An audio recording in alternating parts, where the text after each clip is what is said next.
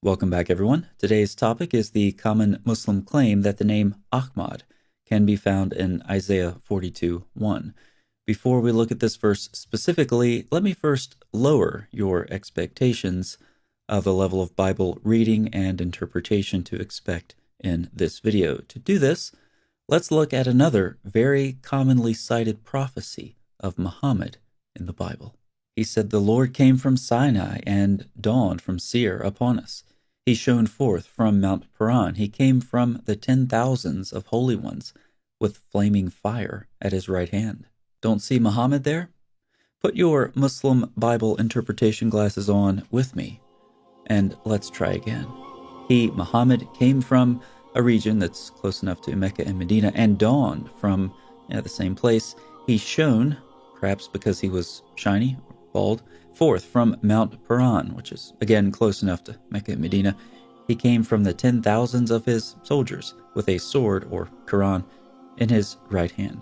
And of course, when engaging in such venerable Muslim Bible reading, one has to be consistent and read other texts in this same cluster of verses, which are frequently referred to by scholars as the March from the South traditions, in the same way. Let me show you what I mean. Muhammad, came from Mecca, and the Holy One from Mecca. His, or Muhammad's, splendor covered the heavens, and the earth was full of his praise. That seems idolatrous. Now that you've reduced your effective intellect for this video, let's look at the popular claim that Muhammad, or Ahmad, is mentioned by name in Isaiah 42:1. Unlike when the Quran was written, Muslims can now read the Bible, though this happens infrequently at best, as videos like this demonstrate. In our modern day, we have numerous ancient manuscripts available that go way back before Islam. This makes claims about biblical corruption difficult for thinking people, since we can make comparisons before and after the Muslim claims of biblical corruption, and see that, in fact, Muslims have no basis for their claims. The Bible reads now what it did in the 7th century and long before. The Quran simply has no idea what the Bible is, constantly mistaking the Torah and Gospel for rabbinic legend and Christian folklore. So, what does this mean for Muslims who believe Muhammad is prophesied in the Bible? They can admit the Quran is wrong, or come up with some truly ridiculous claims, like the name Ahmad is mentioned in Isaiah 42. Here's a picture of the passage from the Dead Sea Scrolls. Under the image, I have the typed font, the Masoretic text, and a typical translation. The vav in the Dead Sea Scrolls goes away because it's represented by an O-class vowel in the Masoretic text, and the final hey is not needed because the MT clearly marks the Kal first person prefix with an aleph segol. The kaf looks different simply because it's in the final form when the hey is dropped. Semantically, they are identical. Now let's look at the entire verse. "Behold my servant, whom I uphold, my chosen, in whom my soul delights. I have put my spirit upon him. He will bring forth justice to the nations." Don't see the name Ahmad? Perhaps it's because you don't have your Muslim Bible interpretation glasses on. So put them on with me, and let's try again. Ready? Okay. Let's look at the first part again. "Behold my servant, whom I uphold." With just a few minor changes to the Hebrew text, he appears. "Behold, my servant Ahmad." Thus, Surah 61:6 is fulfilled.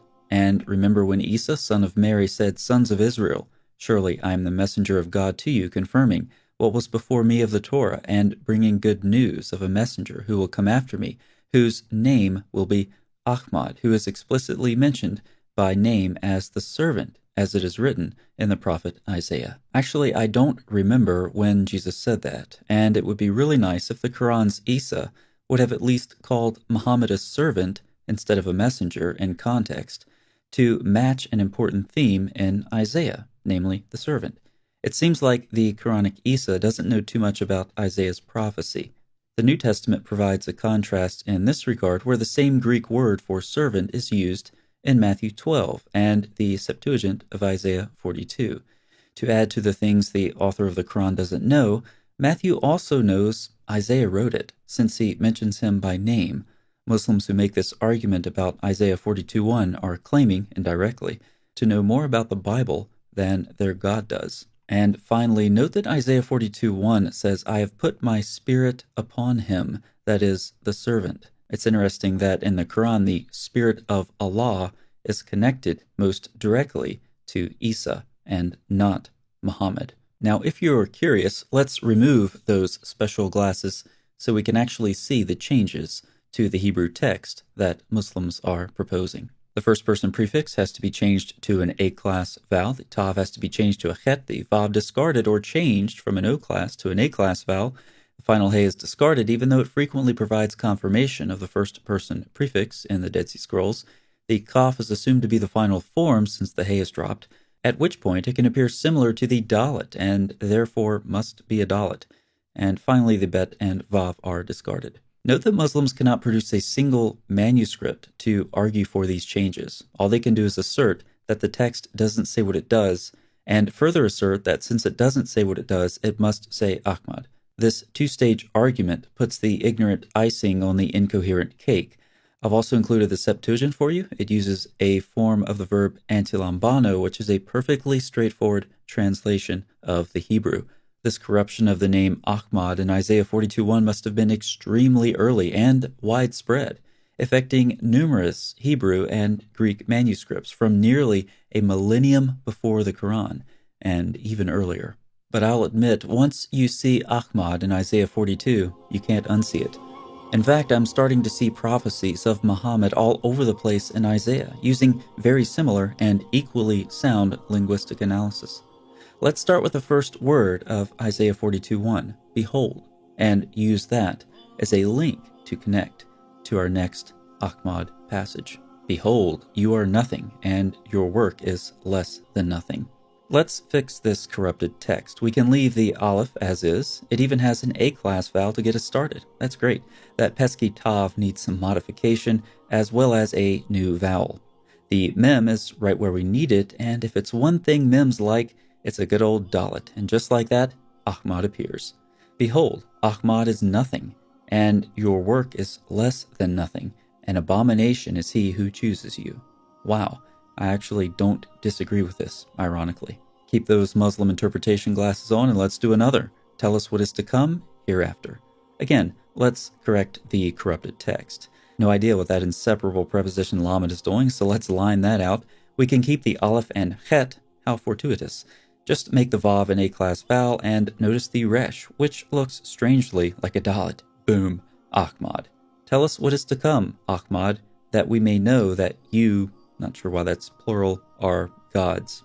A god? Now that actually doesn't make any sense, but I know that Ahmad is in there, so there must be more corruption here than I originally thought. So let's move on and leave this for further study. Another one from Isaiah 42. They are turned back and utterly put to shame who trust in carved idols, who say to metal images, you are our gods. Now we just apply the same methodology that we did a couple of verses ago, and Ahmad. They are turned back and utterly put to shame who trust in carved idols, who say to metal images, Ahmad.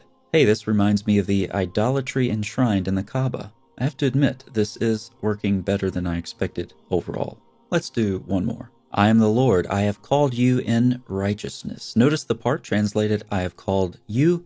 No idea what that kof and resh are doing. They clearly don't belong. That gives us an aleph and tav. We're off to an excellent start because the tav, as we've seen, has a tendency to mutate into a chet, as it does here.